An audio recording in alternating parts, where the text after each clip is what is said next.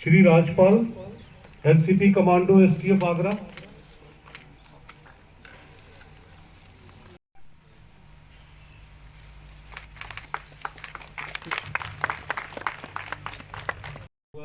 और ऐसी मिस्ट्री जहाँ तक पहुँच पाना बहुत संभव आसानी से नहीं था। तो मैं चाहूँगा सभी लोग खड़े होकर जोरदार स्वागत करें हमारे भाइयों का, जिन्होंने जो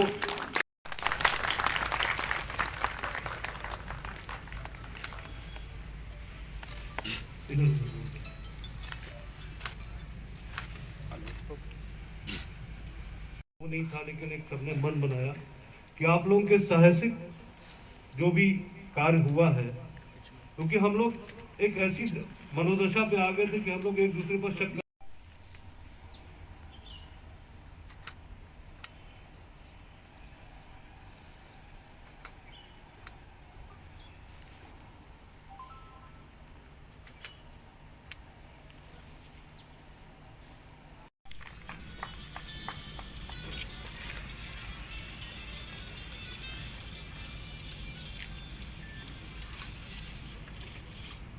शिराजी,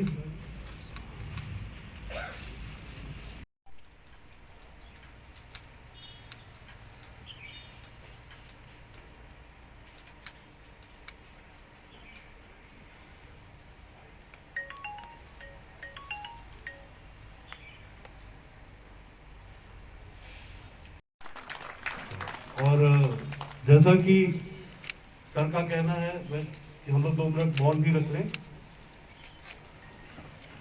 अविनाश के लिए।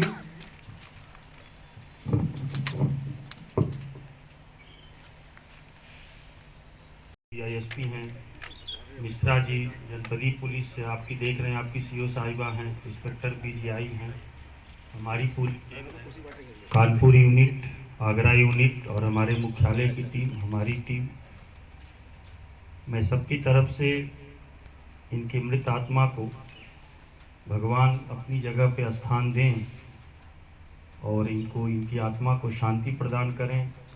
इनके माता पिता बैठे हैं, इनके दुख को सहने की इनको क्षमता प्रदान करें।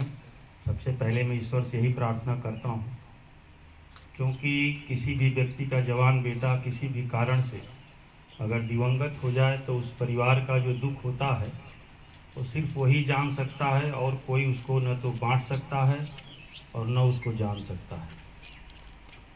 आप लोग जब मुझसे मिले कि सर हम लोग एक एसटीएफ में भीष्म पितामह की तरह माना जाता है, और ये सर की दी उपाधि जिसको कल हमने सुना, और तहे दिल से हम इनका स्वागत करते हैं। ये इन्हीं की मतलब इन्हीं। तो हम लोगों ने कहा कि चलना जरूरी है, कि उनकी इनकी भावनाओं का सम्मान भी जरूरी है। हो सकता है इससे इनको इस दुख को सहने में हम लोगों के आने से या यहाँ समागम करने से, साथ रहने से थोड़ी देर कुछ इनको बल मिलेगा, आत्मबल मिलेगा, कुछ नैतिक बल मिलेगा। जो भी घटनाएं घटित होती हैं आप लोग उसका विश्लेषण नहीं करते हैं। अगर बिना हेलमेट लगाए किसी आदमी का इसी हाईवे पे एक्सीडेंट हो जाए तो आप लोग भीड़ लगा के उसको देखते बहुत ज़्यादा है, लेकिन वहाँ से हटने के बाद कहीं भी आप मूवमेंट करते हैं तो आप स्वयं हेलमेट नहीं लगाते। तो बहुत बड़ी मानव जीवन की विडंबना है कि वो अपनी आँखों से जो चीज़ देखता है थोड़ी देर सोचता है, लेकिन जो एक पुराना उसका अपना पैटर्न होता, जो यथास्थितिवादी होता आदमी, उसी में फिर ढल जाता, उसे सबक नहीं लेता। जबकि मनुष्य जीवन में हमको ईश्वर ने, हमको आपको विवेक दिया, चेतना दी, हर घटना से हमको एक सबक लेना चाहिए। हम लोग सबक नहीं लेते हैं। सर, अंशुन जी पहली को सुलझाने में कामयाब हुए, और दूसरी चीज़ है कि आज जो सम्मान दिया गया है पूरी टीम को, सर उस पर कुछ कहेंगे? घटनाक्रम किससे सुलझा, थोड़ा उसके बारे में बताएं। देखिए, पहले आप घटना के बारे में पूछ रहे हैं, तो घटना तो लखनऊ पुलिस के सहयोग से ही हमारे जो एक टीएसपी साहब पीके मिश्रा जी, उनकी टीम को हमारे डीजी अमिताभ यश साहब हैं एसटीएफ के, उन्होंने कहा था कि भाई इस घटना को बहुत सीरियसली देखा जाए। इस पर एक टीम इस काम में लग गई थी। वर्कआउट तो हम लोगों ने घटना को अपने तकनीकी जो संसाधन होते हैं, जो हमारी अपनी ट्रेनिंग है, उसी के माध्यम से किया हम लोगों ने। अपराधी कितना हो सतर्क और सजग रहे, कोई न कोई ऐसा क्लू ज़रूर उसका मिल जाता है जिससे घटनाएं वर्कआउट हो जाती हैं, बड़ी से बड़ी घटनाएं वर्कआउट हो जाती हैं। दूसरी बात कि इन लोगों ने जो आज सम्मानित किया, इससे हम लोग बहुत ही प्रभावित हैं, बहुत अभिभूत हैं, इसलिए कि बहुत कम लोग इस सोच विचार के हैं। उनको ऐसा लगता है कि ये तो पुलिस की ड्यूटी थी, उसको बहुत मशीनी तौर पे लेते हैं कि इनकी ड्यूटी थी, इन्होंने कर दिया। इसको इन्होंने भावनात्मक तौर से लिया।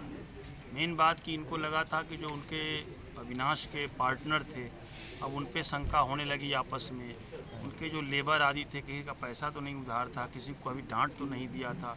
जैसे हत्या के अन्य अन्य कारण अभी तक प्रकाश में आए, वही कारण लोग ढूंढते रहते हैं। आपने देखा होगा कि एक नए तरीके का, जैसे कि लोग पहले विश्वास ही नहीं कर रहे थे, क्योंकि वो मौसी की लड़की थी, अविनाश से कहीं उनका कोई डायरेक्ट उस घटना से लेना देना नहीं था, फिर भी इन लोगों ने इस तरह कहानी बना दी।